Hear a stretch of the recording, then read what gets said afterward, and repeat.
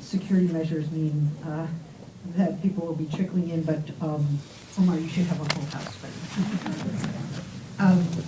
Usually one starts by saying that one is glad to be here, but I cannot say that it has been a pleasure anticipating this event. As my grandmother would say, what a Megillah. I am, of course, glad that the event was not canceled, and I understand that it took a great deal of courage and a steadfast embrace of principle for this event to happen at all. I would like personally to thank all those who took this opportunity to reaffirm the fundamental principles of academic freedom, including the following organizations: the Modern Language Association, the National Lawyers Guild, the New York ACLU, the American Association of University Professors, the Professional Staff Congress, the Union for Faculty and Staff in the CUNY system, the New York Times editorial team, the offices of Mayor Michael Bloomberg, Governor Andrew Cuomo, and Brooklyn College President Karen Gould, whose principled stand on academic freedom has been exemplary. The principle of academic freedom is designed to make sure that powers outside the university, including government and corporations, are not able to control the curriculum or intervene in extramural speech. It does not only bar such intervention, but it also protects those platforms in which we might be able to reflect together on the most difficult problems. You can judge for yourself whether or not my reasons for lending my support to this movement are good ones. That is, after all, what academic debate is about. It is also what democratic debate is about, which suggests that open debate about difficult topics functions as a meeting point between democracy and the academy. There are plenty of places to sit up front for those of you who are. Okay, yes, is that secure as well? That would be fine. Okay, you hear lots of places. Okay. So, instead of asking right away whether we are for or against this movement, perhaps we can pause just long enough to find out what exactly this is, the boycott, divestment, and sanctions movement, and why it is so difficult to speak about this. I personally am not asking anyone to join a movement this evening. I'm not even a leader of this movement or part of any of its governing committees, even though the New York Times tried to anoint me the other day. I appreciated their subsequent retraction, and I apologize to my Palestinian colleagues for that error. The movement, in fact, has been organized and led by Palestinians seeking rights of political self-determination, including Omar Barghouti, who was invited first by the Students for Justice in Palestine, after which I was invited to join him. At the time, I thought it would be very much like other events I have attended, a conversation with a few dozen student activists in the basement of a student center. I said yes. So, as you can see, I am surprised and ill-prepared for what has happened. Omar will speak in a moment about what the BDS movement is, its successes, and its aspirations. But I would like briefly to continue with the question, what precisely are we doing here this evening? I presume you came to hear what there is to be said, and so to test your preconceptions against what some people have to say, to see whether your objections can be met and your questions answered. In other words, you came here to exercise critical judgment. And if the arguments you hear are not convincing, you will be able to cite them to develop your opposing view and to communicate that as you wish. In this way, your being here this evening confirms your right to form and communicate an autonomous judgment, to demonstrate why you think something is true or not, and you should be free to do this without coercion and fear. These are your rights of free expression, but they are perhaps even more importantly your rights to education, which involves the freedom to hear, to read, and to consider any number of viewpoints as part of an ongoing public deliberation. Your presence here, even your support for this event, does not assume agreement among us. There is no unanimity of opinion here. Indeed, achieving unanimity is not, for me, the goal. The arguments made against this very meeting took several forms, and they were not always easy for me to parse. One argument was that BDS is a form of hate speech, and it spawned a set of variations. It is hate speech directed against either the State of Israel or Israeli Jews or all Jewish people. If BDS is hate speech, then it's surely not protected speech, and it would surely not be appropriate for any institution of higher learning to sponsor or make room for such speech. Yet another objection, sometimes uttered by the same people who made the first, is that BDS does qualify as a viewpoint, but as such ought to be presented only in a context in which the opposing viewpoint can be heard as well. There was yet a qualification to this last position, namely that no one can have a conversation on this issue in the United States that does not include a certain Harvard professor. But that spectacular argument was so self-inflationary and self-indicting that I could only respond with astonishment. So in the first case, it's not a viewpoint, not protected as extramural speech, but in the second instance, it is a viewpoint, presumably singular, that cannot be allowed to be heard without an immediate refutation.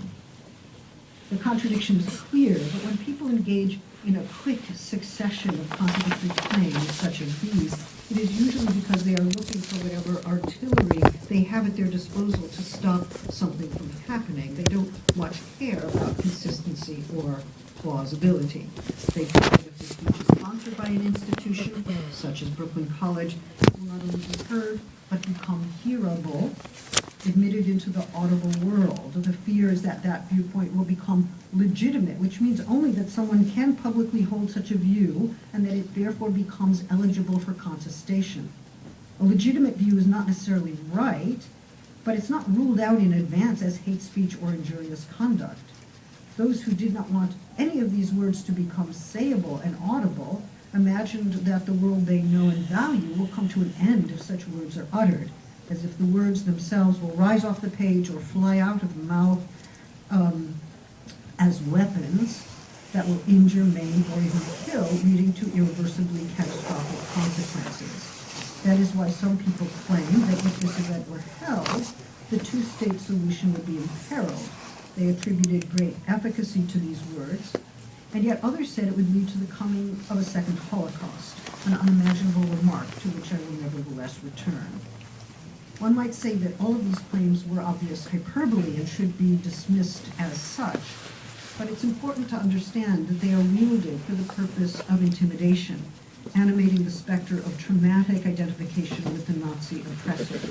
If you let these people speak, you yourself will be responsible for heinous crimes or for the destruction of a state or indeed of the Jewish people. If you listen to the words, you will become complicit in war crimes. And yet all of us here have to distinguish between the right to listen to a point of view and the right to concur or dissent from that point of view. Otherwise, public discourse is destroyed by censorship. I wonder, what is the fantasy of speech nursed by the censor? There must be enormous fear behind the drive to censorship, but also enormous aggression, as if we were all in a war where speech has suddenly become artillery. Is there another way to approach language and speech as we think about this issue? Is it possible that some other use of words might forestall violence, bring about a general ethos of nonviolence, and so enact, open onto, the conditions of discourse that welcomes and shelters disagreement, even disarray? The boycott, divestment, and sanctions movement is in fact a non-violent movement.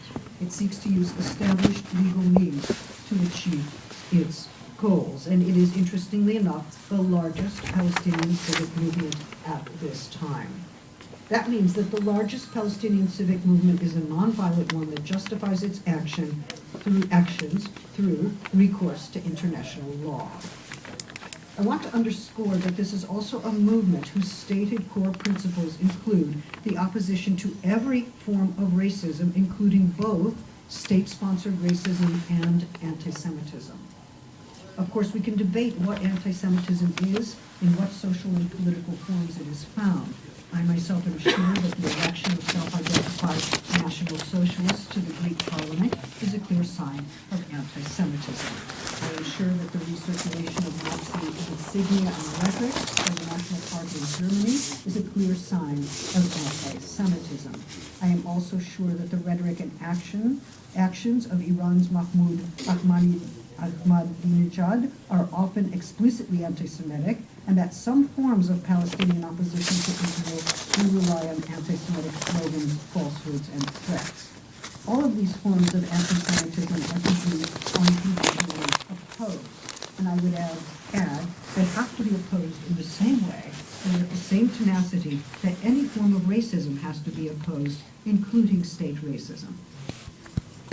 But still, it is left to us to ask, why would a nonviolent movement to achieve basic political rights for Palestinians be understood as anti-Semitic?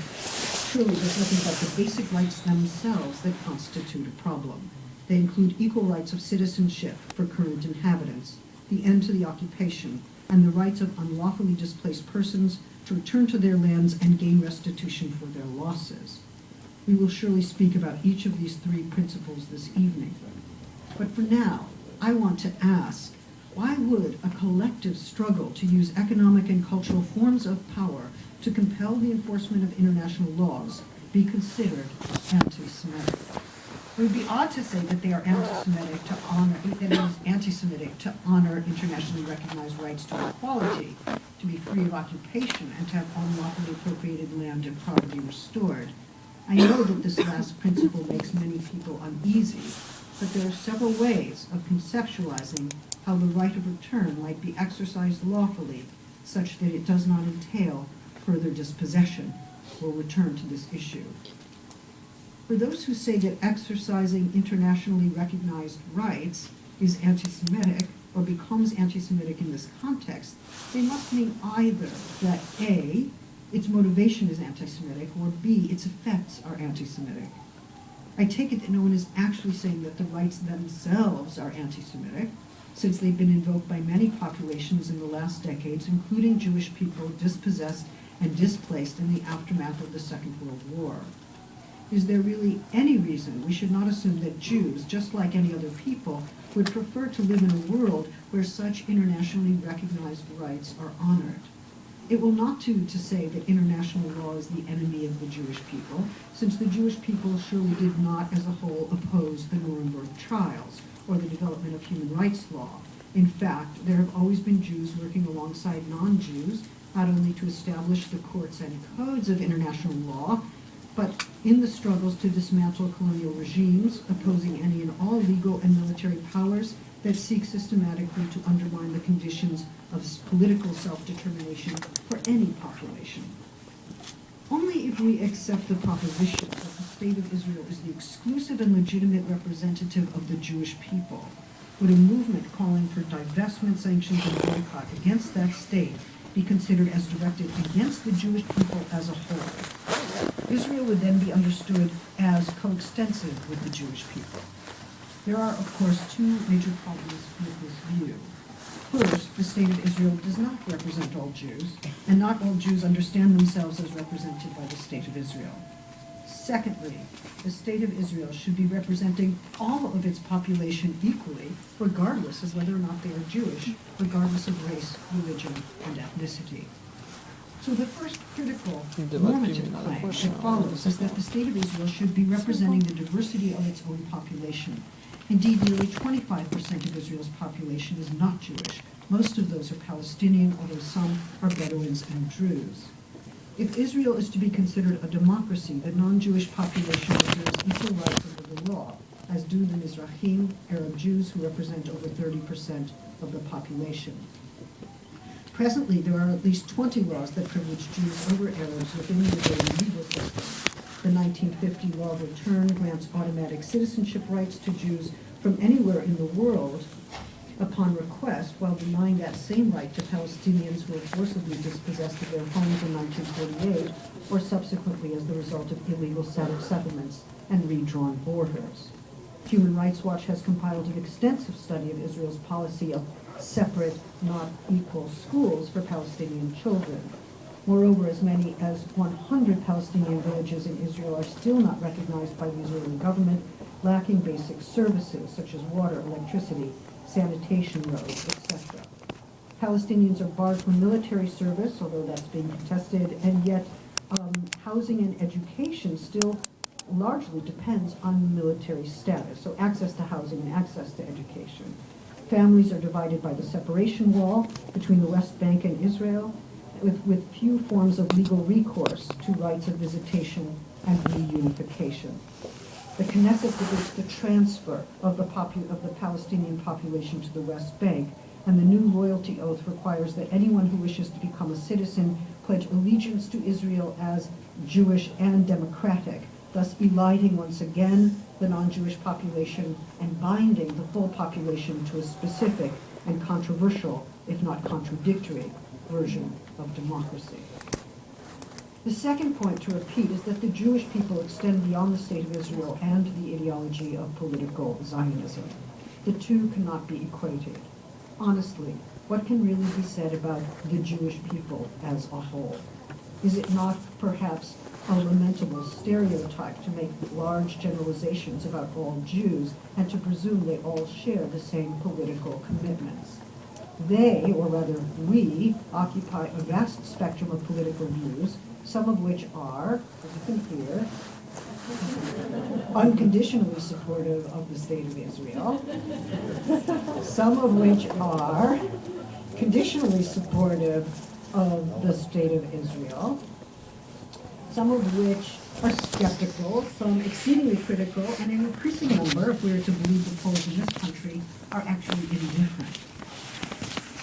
In my view, we have to remain critical of anyone who posits a single norm that decides rights of entry into the social or cultural category of Jewishness, determining as well who will be excluded.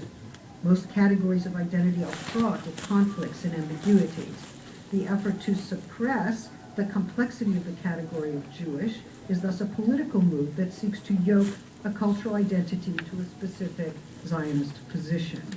If the Jew who struggles for justice in Palestine is considered to be anti-Semitic, if any number of internationals who have joined this struggle from various parts of the world are also considered anti-Semitic, and if Palestinians seeking rights of political self-determination are so accused as well, then it appear that no oppositional move can take place without risking the accusation of anti-Semitism. That accusation becomes a relative pending a bid for self-determination, at which point we have to ask what political purpose the radical misuse of that accusation has assumed in the stifling of a movement for political self-determination. When Zionism becomes coextensive with Jewishness, Jewishness is pitted against the diversity that defines democracy.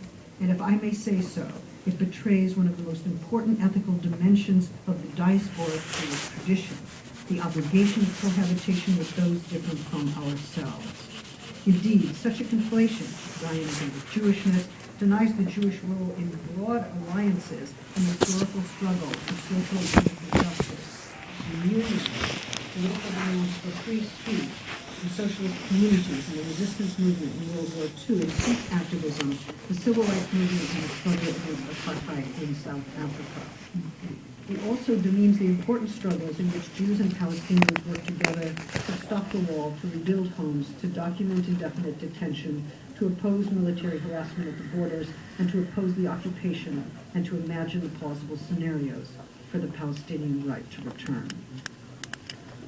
The point of the boycott, divestment, and sanctions movement is to withdraw funds and support from major financial and cultural institutions that support the operations of the Israeli state and its military. The withdrawal of investments from companies that actively support the military or that build on occupied lands. The refusal to buy products that are made by companies on occupied lands. The withdrawal of funds from investment accounts that support any of these activities. These all send a message that a growing number of people in the international community will not be complicit with the occupation. For this goal to be realized, it matters that there's a difference between those who carry Israeli passports and the State of Israel, since the boycott is directed only toward the latter. BDS focuses on state agencies and corporations that serve machinery, their homes, that build military materiel, that targets populations, that profit from the occupation, that are situated illegally BDS does not discriminate against individuals on the basis of their national citizenship. I concede that not all past versions of BDS have been consistent on this point, but the present policy confirms this principle. I myself oppose any form of BDS that discriminates against individuals on the basis of their citizenship.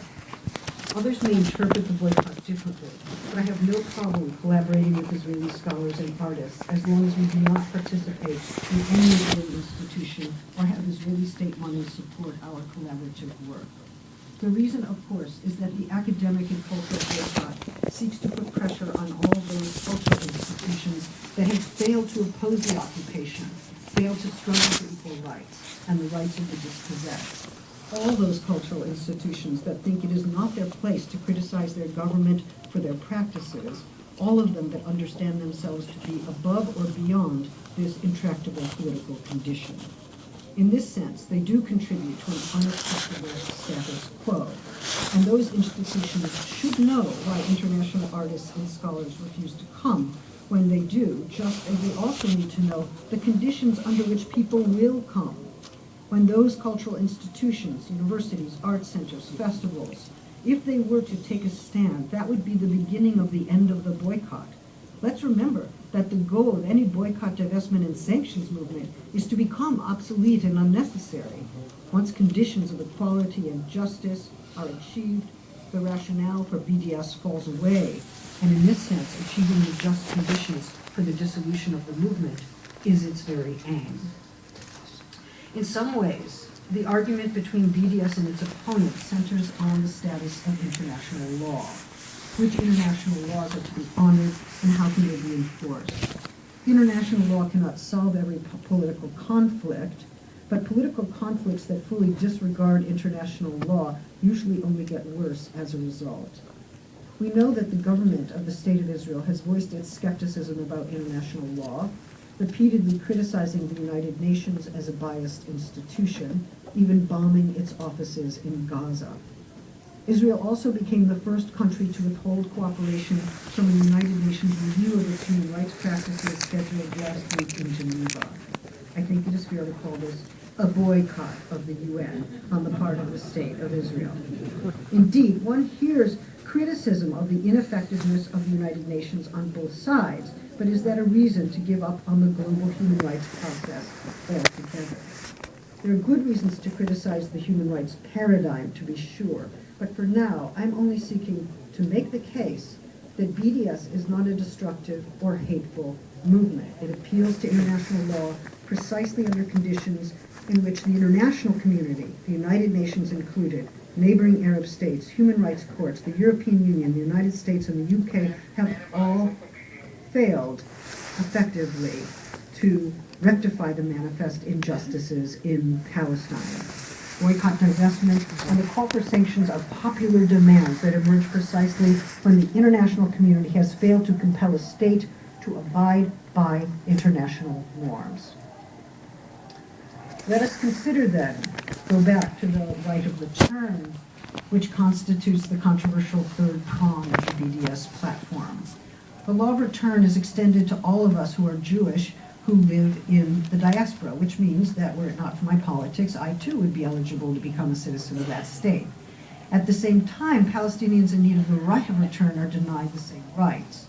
If someone answers the Jewish demographic advantage must be maintained in the state of Israel, one can surely query whether Jewish demographic advantage is a policy that can ever really be reconciled with democratic principles. If one responds to that with, the Jews will only be safe if they retain their majority status, the response has to be that any state will surely engender an opposition movement when it seeks to maintain a permanent and disenfranchised minority within its borders, when it fails to offer reparation or return to a population driven from their lands and homes, when it keeps over 4 million people under occupation without rights of mobility, due process, and political self-determination, and another 1.6 million in Gaza under siege, where food is rationed, unemployment administered and maintained, blocking building materials to restore bombed homes and institutions, and intensifying vulnerability to military bombardment resulting in widespread injury and death. If we conclude that all those who participate in an opposition movement on such grounds do so because they hate the Jews, we have surely failed to recognize that this is an opposition to oppression, to the multifaceted dimensions of a militarized form of settler colonialism that has entailed subordination, occupation, and dispossession. Any group would oppose that condition and the state that maintains it, regardless of whether that state is identified as a Jewish state or any other kind. Resistance movements do not discriminate against oppressors, though sometimes the language of the movement can use discriminatory language, and that has to be opposed. It is, however, surely cynical to claim that the only reason a group organizes to oppose its own oppression is that it bears an inexplicable prejudice or racist hatred against those who oppress them. We can see the torque of this argument and the absurd conclusions to which it leads. If the Palestinians did not hate the Jews, they would accept their oppression by the state of Israel. If they resist, it's a sign of anti-Semitism. This kind of logic, we're both philosophers, so we share a certain sense of humor. This kind of logic takes us to one of the traumatic and effective regions of this conflict. There are reasons why much of the global media and prevailing political discourse cannot accept that a legitimate opposition to inequality, occupation, and dispossession is very different from anti-Semitism. After all, we cannot rightly argue that if a state claiming to represent the Jewish people engages in these manifestly illegal activities, it's therefore justified on the grounds that the Jews have suffered atrociously and therefore have special needs to be exempt from international norms. Such illegal acts are never justified, no matter who is practicing them. At the same time, we must object to some of the language used by Hamas, for instance, to refer to the state of Israel, where very often the state is itself conflated with the Jews, and where the actions of the state reflect on the nature of the Jews. This is clearly anti-Semitism and must be opposed. But here's the point. BDS is not the same as Hamas, and it's simply ignorant to argue that all Palestinian organizations are the same. In the same vein, those who wrote me recently to say that BDS is the same as Hamas is the same as the Nazis, I believe this was a single sentence, are involved in fearful and aggressive forms of association that assume that any effort to make distinctions is naive and foolish. And so we see how conflations such as these lead to bitter and destructive consequences. What if we slowed down enough to think and to distinguish what possibilities, what political possibilities might then open? It brings us to yet another outcry that we heard in advance of our discussion here this evening, which may well be going on right now. That was that BDS is coming of a second Holocaust. I believe we have to be very careful when anyone makes use of the Holocaust in this way and for this purpose, since if the term becomes a weapon by which we seek to stigmatize those with opposing political viewpoints, then we have first of all designed the slaughter of over 6 million Jewish people, another 4 million gypsies, gay people, disabled, the communists, the physically and mentally ill. All of us, Jewish or non-Jewish, must keep that historical memory intact and alive and refuse forms of revisionism and political exploitation of that history. We may not exploit and reignite the traumatic dimension of Hitler's atrocities for the purposes of accusing and silencing those with opposing political viewpoints, including legitimate criticisms of the state of Israel. Such a tactic not only demeans and instrumentalizes the memory of the Nazi genocide, but produces a general cynicism about both accusations of anti-Semitism and predictions of new genocidal possibilities. If these terms are bandied about as so much artillery in a war, then they are used as blunt instruments for the purposes of censorship and self-legitimation. They no longer name and describe the reputed political reality to which they belong. The more such accusations and invocations are tactically deployed, the more skeptical and cynical the public becomes about their actual meaning and use. It's a violation of that history, an insult to the surviving generation, and a cynical and excited recirculation of traumatic material. A kind of sadistic spree. This is an oppression of freedom of speech. This is an oppression. That seeks to defend and legitimate a very highly militarized